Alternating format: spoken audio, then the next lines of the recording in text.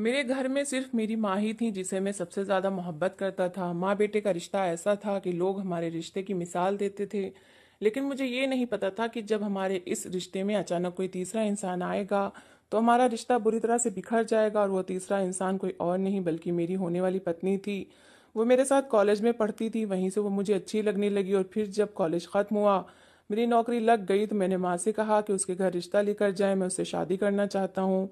उसका नाम निधि था। मैं बहुत खुश था कि समय पर ही मैंने सब कुछ कर लिया, यानी कि मैंने अपनी पढ़ाई पूरी कर ली, मेरी नौकरी भी लग गई और अब अपनी पसंद की लड़की के घर रिश्ता भेज रहा था। पर जब मैंने माँ से कहा कि रिश्ता ले जाएं तो उन्होंने कहा कि बेटा, तुम्हारे लिए मैंने अपनी सहेली की बेटी अंकिता को पसंद कर रखा है।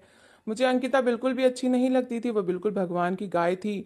वो एक नॉर्मल सी लड़की थी। उसने बस हाई स्कूल किया हुआ था, लेकिन धर्म कर्म के कामों में निपुण थी। बच्चों के घर में पढ़ाती थी, खाना अच्छा बनाती थी, घर अच्छा संभालना जानती थी। माँ को वो अच्छी लगती होगी क्योंकि माँ को वो अपनी बहू में यही सारी खूबियाँ चाहिए थी।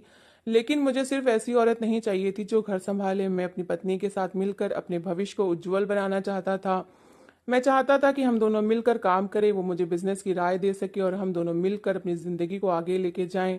ऐसी औरत नहीं चाहिए थी जो सिर्फ घर को संभाल सके। इसलिए मैंने माँ से बड़े ही प्यार और कोमलता से कहा कि माँ, मुझे अंकिता बिल्कुल अच्छी नहीं लगती, उसमें मुझे अपनी होने वाली पत्नी दिखाई नहीं देती। आप निधि के घर रिश्ता लेकर जाएं, मैं उसी से शादी करना चाहता हूँ। माँ को ये बात बुरी लगी, लेकिन वो तो माँ थी। उन्होंने कहा कि जो तेरी खुशी है बेटा, वही मेरी खुशी है। तू चिंता मत कर, हम जल्दी वहाँ रिश्ता लेकर जाएंगे। कहते हैं कि कुछ लोग अपनी शक्ल से ही पहचाने जाते हैं। जैसे इंसान की नीयत होती है, हरकतें होती हैं, वैसे ही इसकी शक्ल होती है। कभी कभी हम किसी को देखते ही कह देते हैं कि ये तो बहुत चालाक लग रहा है, जबकि हम उससे पहली बार मिल रहे होते हैं। शायद हमारे व्यक्तित्व का प्रतिबिंब हमारे चेहरों पर नजर आता है। कुछ लोग शक्ल से बहुत मासूम लगते हैं और सच में मासूम होते भी हैं, लेकिन कुछ लोग ऐसे भी होते हैं जो शक्ल से तो मासूम लगते हैं लेकिन मासूम होते नहीं हैं।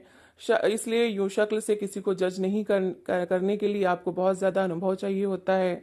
जो मेरी माँ के पास था, जब उन्होंने निधि को देखा तो वो पहली नजर में ही समझ गई थी कि ये आम लड़की नहीं है, ये एक जिद्दी लड़की है जो अपने माँ बाप को भी तिनगी का नाच नचा के बैठी है। जब पास आकर बैठी तो उसकी माँ से गलती हो गई। उन्होंने उसके दुपट्टे पर गलती से पैर रख दिया तो उसका दुपट्टा सिर से उतर गया और थोड़ा सा फट भी गया। उसने अपनी माँ से कहा कि मम्मी देख के चला करें, क्या हो गया है आपको। वो अचानक से गुस्से से बोली। मैंने उसकी तरफ देखा तो वो खामोश हो गई, क्योंकि हम दोनों तो पहले से ही एक दूसरे को जानते थे।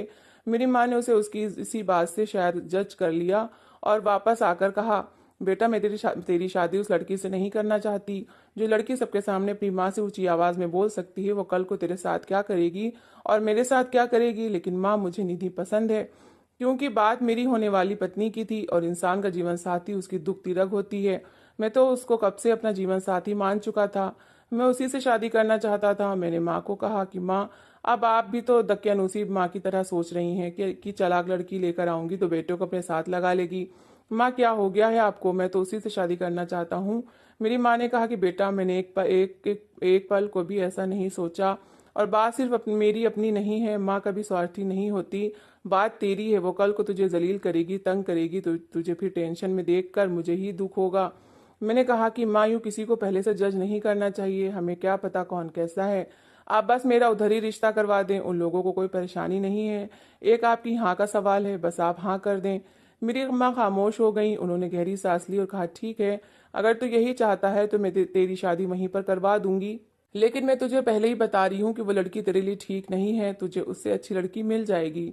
मुझे पता था कि माँ मेरी शादी अंकिता से करवाना चाहती है, इसलिए वो निधि से मेरा दिल खराब करवा रही थी।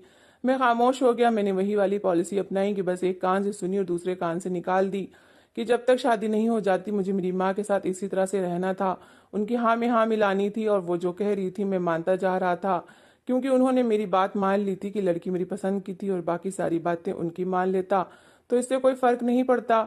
मेरी शादी हो गई और मेरी पत्नी मेरे घर में आ गई। मैं बहुत ज्यादा खुश था।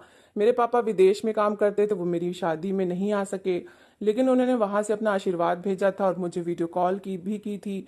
उन्होंने कहा कि बस मेरा एक आध साल बाकी है, इसके बाद मैं इंडिया आ जाऊंगा। मैंने कहा कि अच्छी बात है, क्योंकि अब मैं अपनी पत्नी के साथ बिजी रहने वाला था। तो मेरी माँ को अकेलापन तो महसूस होना ही था, लेकिन एक साल का समय था। इसके बाद सब कुछ नॉर्मल हो जाता। लेकिन निधि ने पहले ही दिन घर में तमाशा लगा दिया। मुझे इस बात की बिल्कुल आशा नहीं थी। सुबह हुई तो उसने कहा कि ये क्या नाश्ता बना के रखा है। मैं ऐसा नाश्ता नहीं करती। अगर मैं ऐसा नाश्ता करने लगी तो मैं मोटी भैंस बन जाऊंगी। मेरे लिए कोई हल्का फुल्का नाश्ता ला दो। मैं जाकर उसके लिए ब्रेड और जैम ले आया और मैंने उसे प्यार से एक बात समझाई। मैंने कहा कि देखो मेरी बात सुनो, दो तरीके होते हैं, एक ये कि खाना बना है इसको खा लिया जाए, और दूसरा ये कि ये खाना पड़ा है इसको ठूस लो।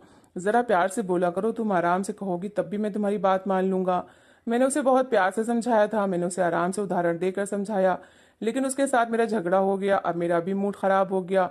मुझे तो मेरी माँ की बातें पहले दिन ही सच्ची लगने लगी, लेकिन शाम हुई तो मेरी पत्नी ने मुझे खुद ही मना लिया और मेरे साथ बहुत अच्छा समय गुजारा। हम लोग अपनी शादी के शुरू दिनों को बहुत एंजॉय कर रहे थे। समय इसी तरह गुजरने लगा जब एक दिन मेरी पत्नी ने कहा कि इस घर को छोड़ देते हैं, ये घर पुराना हो गया है। घर तो ये वाकई पुराना था, लेकिन बहुत मजबूत था। उस जमाने का घर बना हुआ था जिस समय बहुत मजबूती से घरों को बनाया जाता था। यह घर मेरे दादा ने खरीदा था। यूं समझ ले कि इस घर की बनावट बिल्कुल ही पुराने स्टाइल की थी। ऊंची ऊंची छत, लाल कलर के फर्श और रंगीन शीशों से सजी हुई खिड़कियां।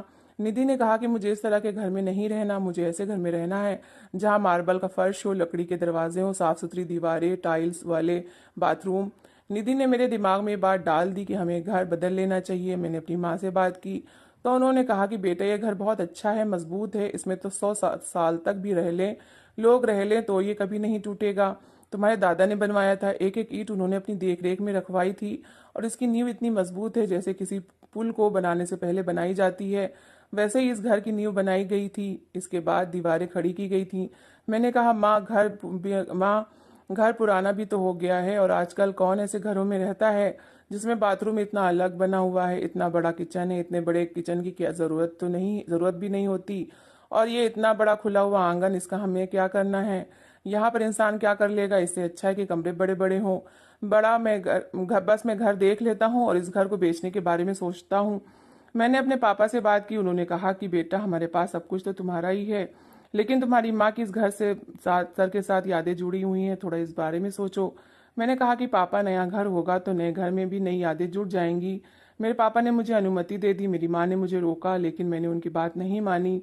और जो घर मैंने पसंद किया था और जो मेरी पत्नी को भी पसंद आ गया था, वो घर बहुत ज़्यादा महंगा था। बात ऐसी बन गई थी कि हमें ये पुराना घर भी देना पड़ता और साथ एक्स्ट्रा भी पैसे देने थे। मैंने फिलहाल पुराना घर देकर वो नया घर खरीद लिया और कहा कि बाकी पैसे बाद में दे देंगे। यानी कि हमने उनसे 3 महीने का समय मांगा। रकम बहुत बड़ी थी, पर मुझे उम्मीद थी कि मुझे मेरे ऑफिस से लोन मिल जाएगा। मेरी पत्नी बहुत खुश थी, पर मेरी माँ हमेशा पुराने घर की बातें करती रहती थी। उनको उस घर की बहुत याद आती थी, क्योंकि वो उसी घर में विदा होकर आई थी। मैं भी उसी घर में पैदा हुआ था। वहां उनकी जिंदगी की अच्छी बुरी सारी यादें बसी हुई थीं। और फिर जब हमें महीने बाद जब ये पता चला कि उस घर को तोड़कर वहां पे फैक्ट्री बनाई जा रही है, तो मेरी माँ को बहुत दुख हुआ, क्योंकि वो घर कमर्शियल जगह पर था और फैक्ट्री वाले ने खरीदा था। इसने उसने कहा था कि बहुत बड़ी जगह है, मैं अपनी फैक्ट्री बना लूंगा। हमने सोचा था कि कभी कभी घर को देखने चले जाएंगे, लेकिन अब तो उन्होंने पूरा घर ही मलियामेट कर देना था और नए सिरे से फैक्ट्री बन जानी थी।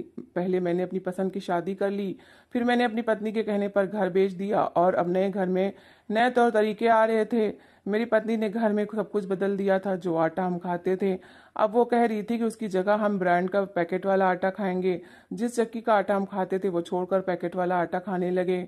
घर में वो हर चीज जिस तरह से बनती थी वो सब कुछ उसने बदल दिया था। मेरी माँ को ये बदलाव अच्छा नहीं लग रहा था। वो आजकल बीमार रहने लगी थी, लेकिन मैं उनकी ज़्यादा देखभाल नहीं कर पाता था, क्योंकि मुझे अभी बहुत बड़ी रकम अदा करनी थी। नहीं तो 3 महीने बाद ये घर हमसे वापस ले लिया जाता।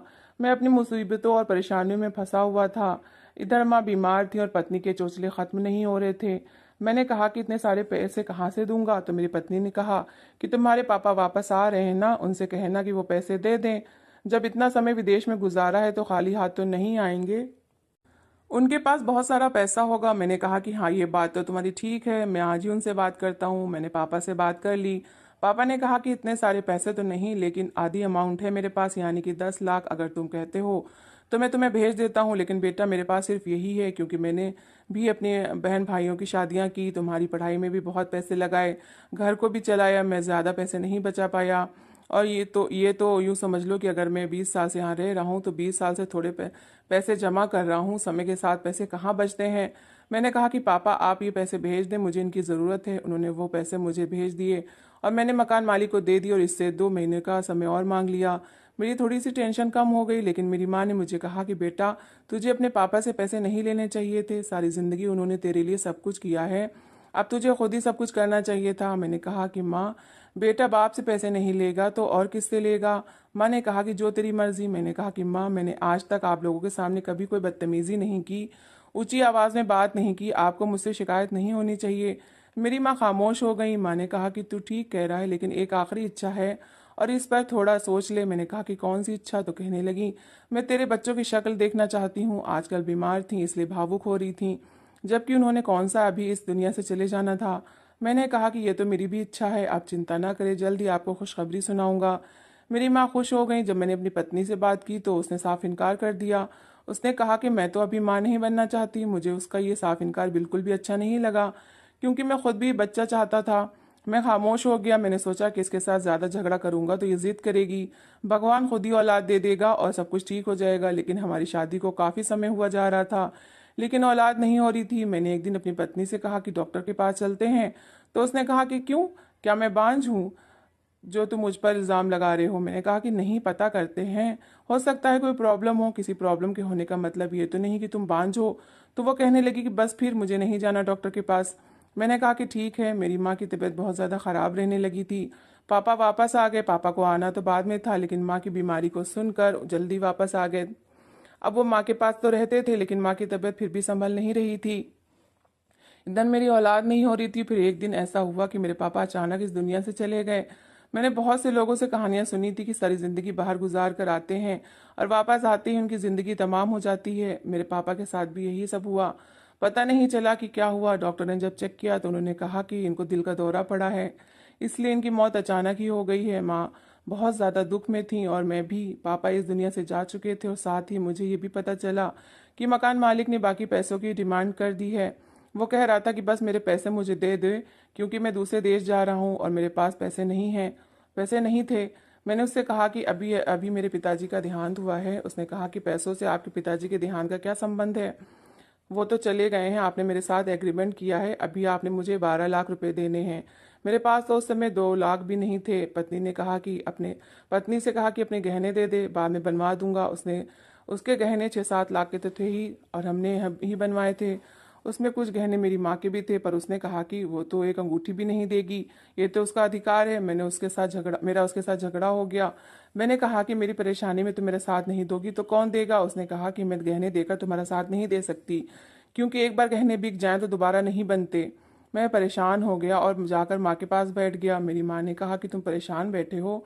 मैंने कहा कि माँ, परसों मकान मालिक को पैसे देने हैं, 3 महीने तो ऐसे ही गुजर गए, पता भी नहीं चला। मेरी माँ के कानों में और हाथों में सोने के कंगन और बुंदे थे। उन्होंने कहा कि ये शायद तेरे काम आ जाए। मैंने कहा कि माँ, इससे क्या काम बनेगा। मेरी माँ ने कहा, बेटा, मैंने तुझे मना किया था कि तू इस औरत से शादी ना कर, इसने तुझे इतनी बड़ी मुसीबत में डाल दिया। हम उसी घर में बैठे रहते तो हमारा क्या जा रहा था। मैंने कहा कि माँ, आप अपनी नफरत ना निकालें, बहू तो सास को हमेशा ही बुरी लगती है। वो घर कौन सा इतना अच्छा था। मेरी माँ ने कहा कि बेटा, तू बहुत अच्छा है, तूने कभी हमारे साथ बदतमीजी नहीं की, लेकिन उसके अलावा तूने जो फैसले किए हैं ना, उन फैसलों ने हमें कहीं का नहीं छोड़ा। मैं अपने उसी घर में मरना चाहती थी, लेकिन तेरी पत्नी ने मेरा जीवन नरक बना दिया और अब मेरे बाद तेरी बारी होगी और वो तुझे भी चैन से नहीं जीने देगी। मैंने पहले दिन ही कहा था कि ये औरत तेरे लिए ठीक नहीं है। मैंने माँ को कहा कि आपके पास आकर बैठ गया, आपने तो मेरा बच्चा कुचा दिमाग भी खाना शुरू कर दिया है। मैं वहाँ से चला गया, लेकिन वो मेरी सबसे बड़ी गलती थी, क्योंकि सुबह तक मेरी माँ इस दुनिया से जा चुकी थी। वो काफ़ी महीनों से बीमार थी और फिर पापा के जाने के दुख को उन्होंने अपने दिल पर ले लिया था। मुझे बहुत अफसोस हुआ कि मैंने आखिरी समय में अपनी माँ के साथ बदतमीजी की। मेरा मकान मालिक के साथ झगड़ा हो गया। 1-2 महीने के बाद उसने हमसे वो घर भी ले लिया और हम किराए के घर में रहने लगे। मेरा कारोबार भी अच्छा नहीं जा रहा था।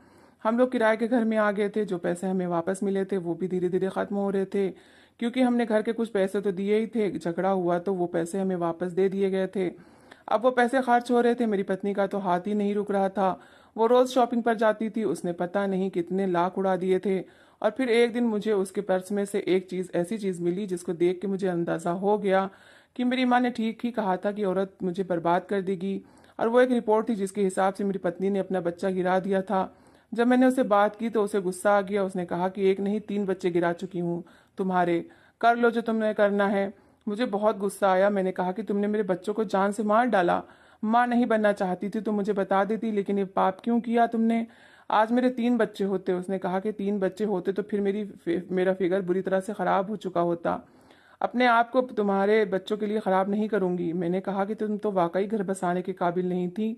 ना तो तुम अच्छी पत्नी हो और ना ही अच्छी औरत हो, और अच्छी माँ तो तुम बन ही नहीं सकती। वो मुझसे नाराज़ होकर चली गई। मुझे लगा कि वापस आ जाएगी, लेकिन उसने मुझे डाइवोर्स का नोटिस भेज दिया। मेरी ज़िंदगी के गलत फैसले ने मेरा सब कुछ ख़त्म कर दिया। मुझे वो समय अभी भी याद आता है जब मैं अपने घर में सुकून से रहता था। मेरी माँ मेरे लिए अच्छे अच्छे खाने बनाती थी, मैं अपनी हर बात उससे करता था। मेरे पापा भी मेरे साथ देते थे, लेकिन मेरे माँ बाप अब इस दुनिया में नहीं रहे थे। मेरी माँ भी मुझसे नाराज़ होकर चली गई, और मेरी पत्नी ने मेरे साथ क्या किया। जब हम कहते हैं कि बड़ों को क्या पता, उन्होंने तो अपनी ज़िंदगी गुजार ली है, पर वो नहीं, उनका अनुभव बोलता है। बड़ों को पता होता है कि कौन सा इंसान कैसा है और कितनी देर तक आपका साथ निभाएगा। मेरी माँ ने जब मेरी पत्नी को देख कर कहा था कि औरत ठीक नहीं है, तो उन्होंने ठीक ही कहा था, लेकिन उस समय मेरी अकल पर पर्दा पड़ गया था। मैं भगवान से यही प्रार्थना करता रहता हूँ कि मेरी माँ मुझे माफ़ कर दे, मेरे जीवन की परीक्षाओं को अब समाप्त कर दे। अब मैं बहुत थक गया हूँ। दोस्तों, ज़िंदगी में कभी माँ का दिल नहीं दुखाना, वरना भगवान के घर तो आपके साथ पता नहीं क्या हो। आपको इसी दुनिया में ही इसका भुगतान भुगतना पड़ेगा। जो कुछ आप अपने माँ बाप के साथ करते हैं वो आपको इसी दुनिया में देखना पड़ेगा। अगर आप अपने माँ बाप की इज्जत करते हैं, उनकी बात मानते हैं, उनके साथ प्यार से पेश आते हैं, तो आपको उसका इस बदला इसी दुनिया में मिलेगा। अगर आप उनके साथ प्यार से पेश नहीं आते, इनकी इज्जत नहीं करते, उनका ख्याल नहीं रखते करते, तो इसका भी सिला भी इसी दुनिया में मिलेगा। तो दोस्तों, इस कहानी को लेकर आपकी क्या राय है, कमेंट बॉक्स में ज़रूर बताएं।